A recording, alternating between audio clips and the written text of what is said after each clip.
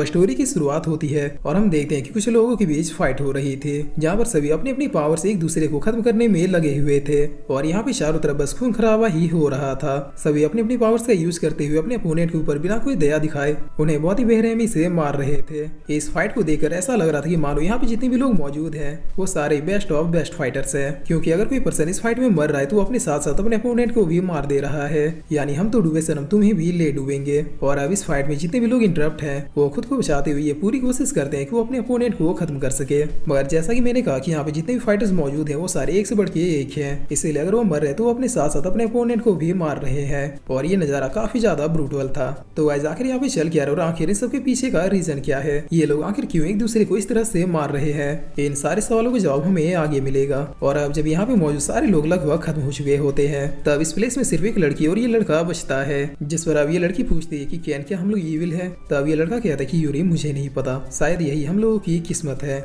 जिस पर ये लड़की कहती है कि कैन क्या तुम रेडी हो। तब ये लड़का भी कहता है कि हाँ मैं रेडी हूँ, और इतना कहता है ये दोनों भी एक दूसरे को मारने के लिए बढ़ जाते हैं और बस पल भर में अपने अपने वेपन को एक दूसरे के बॉडी के आर पार कर देते हैं। जिस पर अब ये लड़का कहता है कि यूरी मुझे माफ कर दो। तब ये लड़की कहती है कि कैन मुझे भी। और अब सीन चेंज होता है और हमें टोक्यो सिटी का सीन दिखाया जाता है, जहाँ पर एक छोटे से प्लेस में दो दोस्त एक दूसरे से डोजो फाइट कर रहे थे, जिसमें ये व्हाइट ड्रेस वाला लड़का जीत जाता है। तब ये आदमी जो इन लोगों के मास्टर हैं ये इन्हें रोकते हुए कहते हैं कि चलो ठीक है आज के लिए इतना काफी है। जिस पर अब ये लड़का कहता है कि कैन आखिर तुम हमसे मुझसे कैसे जीत जाते हो। तब कैन कहता है कि तुम भी हार्डवर्क करो, एक दिन तुम भी मुझे डिफीट जरूर कर दोगे। जिस पर अब ये मास्टर कहते हैं कि कैन चलो खाना खाने का टाइम हो चुका है, प्लीज आज मेरे लिए कुछ अच्छा और टेस्टी बना देना। तब ये लड़का भी कहता है यहाँ डैड बिल्कुल सही कह रहे हैं, प्लीज आज खाने में कुछ डिलीशियस बनाना। जिस पर कैन भी ओके मास्टर कहता है। तब ये मास्टर कहता है कैन तुम्हारी स्किल वाकई में लाजवाब है, लेकिन ये बात याद रखना कि एक रियल फाइट में ये सारे पैतरे काम नहीं आने वाले, तुम्हें खुद से कुछ स्पेशल क्रिएट करना होगा।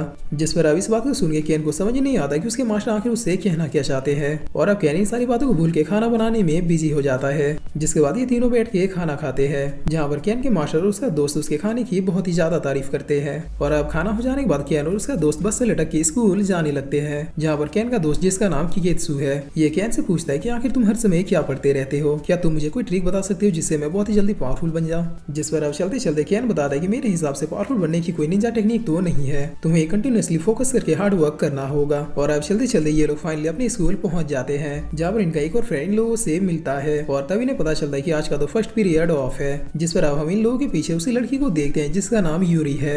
ये लड़की बहुत ही गौर से इन लोगों को भी पीछे से देख रही थी और अब तभी यहाँ पे चारों तरफ किसी टाइप की एक बहुत ही अजीब वॉइस सुनाई देने लगती है, जिसकी वजह से यहाँ पे मौजूद अब सारे लोग अपने कानों पे हाथ रखते हुए बेहोश होने लगते हैं। तब ये देखकर अब कैन को कुछ भी समझ में नहीं आता है और वो अब किकेत्सु को उठाने की कोशिश करते हुए कहता है कि किकेत्सु तुम्हें क्या हुआ। जिस पर अब तभी यहाँ पे चारों तरफ किसी टाइप की रेड एनर्जी फैलने लगती है, जो हर जगह हर प्लेस को किसी धुएं की तरह ढक रहा था और देखते ही देखते ये एनर्जी अब पूरे सिटी में फैल जाती है। तब इस रेड एनर्जी की वजह से अब कैन भी बेहोश हो जाता है और बेहोश होते ही कैन अपने ड्रीम में पहुंच जाता है, जहाँ पर अब एक लड़की आती हुई कहती है कि मेरे ख्याल से तुम अपनी पावर्स को भूल चुके हो, लेकिन तुम्हें तो पता ही होगा कि इस वर्ल्ड में अच्छाई और बुराई की लड़ाई हमेशा से चलती थी और चलती ही रहेगी। तब कैन कहता है कि आखिर तुम हो कौन और मुझसे कहना क्या चाहती हो। जिस पर ये लड़की कहती है कि मैन ऑफ वर्मिलियन, तुम्हारी सारी पावर्स तुम्हारे ही अंदर है। तब कैन कहता है कि आखिर तुम हो कौन और मुझे ये सब क्यों बता रही हो। जिस पर ये लड़की कहती है कि मेरा नाम द्रुक्स है और बाकी की चीजें तुम्हें खुद से ही पता करनी होगी। और ये कहकर ये लड़की समरेला को घुमाने लगती है, जिसे देखते ही देखते अब कैन की आंखें खुलने लगती है। जिस पर अब कैन अपने चारों ओर नजरें घुमाते हुए कहता है कि मैं कहाँ पे हूँ। तब ये लेडी कहती है कि फाइनली ये जाग गया और फिर ये लेडी पूछती है कि क्या तुम्हें पता है कि तुम्हारा नाम क्या है।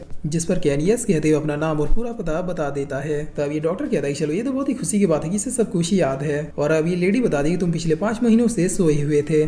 जिसे सुने कैन कहता है कि क्या, लेकिन मुझे तो लगा कि जैसे मैं अभी अभी ही सोया हुआ था। तब ये डॉक्टर कहता है इन 5 महीनों में हमारे सिटी में बहुत कुछ बदल चुका है। और ये कहकर ये लोग विंडो से पर्दे को हटा देते हैं। जिस पर अब बाहर के नजारे को देखकर कैन बहुत ही ज्यादा शौक हो जाता है, क्योंकि पूरे सिटी में बहुत ही अजीब टाइप की चीजें निकली हुई थी। इसके अलावा ये पूरा सिटी लाल स्मोक से घिरा हुआ था। जिस पर अब इन सारी चीजों के बारे में कैन इन लोगों से पूछने लगता है। तब ये लेडी गेट खोलते हुए कहती है कि ये सारी बातें तुम्हारा फ्रेंड भी बता सकता है। जिस पर अब किकेत्सु कैन को देखते हुए कहता है कि भाई फाइनली तुम जाग गए। जिसके बाद ये दोनों ही घर की ओर लौटने लगते हैं। तब इनके सामने अब एक आदमी आते हुए कहता है कि अच्छा तो ये वहाँ से भी जाग गया। जिस पर किकेत्सु कहता है कि मिस्टर आखिर आप यहाँ पे क्या कर रहे हैं। तब ये आदमी कहता है कि मैं एक जर्नलिस्ट हूँ और मेरा तो काम ही है सच बुलवाना। मेरे ख्याल से इस सिटी में अभी जो कुछ भी हो रहा है उसके पीछे कैन का हाथ तो नहीं है। जिस पर कैन कहता है कि आखिर आप कहना क्या चाहते हैं। तब ये आदमी कैन के मुंह पे सिगरेट फूंकते हुए कहता है कि क्या तुम भूल गए कि आज से 13 साल पहले तुमने क्या किया था। मुझे पूरा यकीन है कि यहाँ पे जो कुछ भी हो रहा है उसके पीछे तुम्हारा हाथ है और मैं इसका पता जल्द ही लगा लूंगा। जिसके बाद ये आदमी कैन को छोड़ के चला जाता है। जिस पर कैन अब गाड़ी में बैठ के इन सारी बातों को सोच रहा होता है और सोचते सोचते अपने सर पे हाथ रखते हुए कहता है कि आखिर ये सब हो क्या रहा है। जिस पर तभी कैन को कुछ बहुत ही अजीब अजीब से विजन्स आने लगते हैं।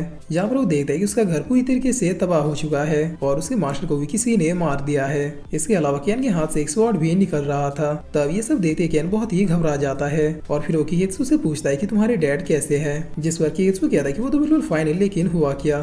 तब कैन कहता है कि कुछ भी नहीं, चलो अब जल्दी से घर चलते हैं। जिस पर अब थोड़ी देर में ये लोग अपने घर पहुंच जाते हैं। मगर तभी यहाँ पे फिर से इन दोनों को वही आवाज सुनाई देने लगती है, जिसकी वजह से कैन अब अपने कानों को बंद करते हुए सामने की ओर देखता है जहाँ पर पर्सन अपनी चुटकी बजा के इस ध्वनि को क्रिएट कर रहा था। तब इन्हें देखते हुए कैन कहता है कि आखिर ये लोग है कौन। जिस पर अब इस आदमी के पीछे से वही लड़की भी निकलती है, जिसे कैन अब बहुत ही गौर से देखने लगता है। मगर तभी इनके घर में एक धमाका होता है और इनके सामने एक डीमन आ जाता है, जिसे देखकर कैन बहुत ही शौक हो जाता है क्योंकि इस डीमन का जो सर था वो उसके मास्टर का सर था, यानी ये डीमन उनके मास्टर ही थे। तब ये देखकर किगेत्सु अब बहुत ही शौक होते हुए कहता है कि डैड आखिर आपको हुआ क्या। जिस पर तभी पीछे की ओर से कोई कहता है कि तुम लोग जल्दी से यहाँ से भाग जाओ। और अब ये डीमन इन दोनों के ऊपर अटैक करना शुरू कर देता है, जिससे बाल बचते हुए कैन कहता है कि मास्टर आखिर आप ये कर क्या रहे हैं। लेकिन ये डीमन कैन ही बिना कोई बात सुने उसके ऊपर अब लगातार अटैक करना शुरू कर देता है। तब किगेत्सु कैन को एक लकड़ी देते हुए कहता है कि कैन इसे लो। जिस पर कैन भी अब इस लकड़ी को लेके इसे स्वॉर्ड की तरह यूज करने की सोचता है। मगर इस डीमन के भारी भरकम हथियार के सामने कैन की ये लकड़ी कितनी देर ही टिक पाता। इसके अलावा कैन जब इस डीमन के ऊपर अटैक कर रहा था तो उसे लग रहा था कि वो अपने मास्टर के ऊपर अटैक कर रहा है, इसीलिए कैन इससे अच्छे से फाइट भी नहीं कर पा रहा था। लेकिन तभी ये डीमन अब कैन के ऊपर अपने वेपन से एक बहुत ही ब्रूटल अटैक करता है, जिसकी वजह से इस डीमन का वेपन कैन के बॉडी में कुछ इस तरह से घुस जाता है। तब कैन के हाथ से अब ये लकड़ी भी छूट जाती है। लेकिन तभी अचानक कैन के ब्लड में कुछ होने लगता है और फिर यहाँ पे कैन के पास एक बहुत ही पावरफुल ऑरा रिलीज होता है, जिसकी वजह से ये डीमन अब पीछे हट जाता है। और अब कैन फिर से खड़े होते जैसे अपनी आंखें खोलता है तो हम देखते हैं कि उसकी आंखें अब रेड हो चुकी है और कैन के बॉडी का ये जो दो हिस्सा हुआ था इसमें भी अपने आप ही कुछ होने लगता है। जिसके बाद अचानक से कैन के बॉडी की सारी पावर्स वापस आने लगती है, यानी उसके बॉडी के अंदर जो पावर्स मौजूद थी वो फिर से अब एक हो जाती है, जिसे देखकर अब किगेत्सु को भी कुछ भी समझ में नहीं आता है और अब कैन अपनी पावर से अपने हाथ को वेपन में बदल देता है। तब ये देखकर ये डीमन फिर से अब कैन के ऊपर अटैक करने के लिए बढ़ता है, मगर कैन इस बार अपने एक ही अटैक से इसके वेपन के कई सारे टुकड़े कर देता है और फिर पलक झपकते इस डीमन के एक हाथ को भी उड़ा देता है। जिस पर ये डीमन अब फिर से कैन के ऊपर अटैक करने के लिए बढ़ता है, मगर इस बार कैन बहुत ही आराम से इस डीमन के बॉडी में अपने वेपन को घुसाता है और फिर बड़े ही आराम से इस डीमन को दो हिस्सों में बांट देता है। तब ये सब देखिए ये लोग कहते हैं कि फाइनली ये अवेक हुआ। जिस पर ये लड़की कहती कि हाँ, लेकिन अब प्रॉब्लम से भी बढ़ चुकी है। तब इधर हम देखते हैं कि कैन अब इस डीमन का खेल पूरी तरीके से खत्म कर चुका होता है और फिर इसी के साथ ये एपिसोड यहीं पे खत्म होता है। तो गाइस अब आप लोग बताइए कि सीरीज आप लोगों को कैसी लगी।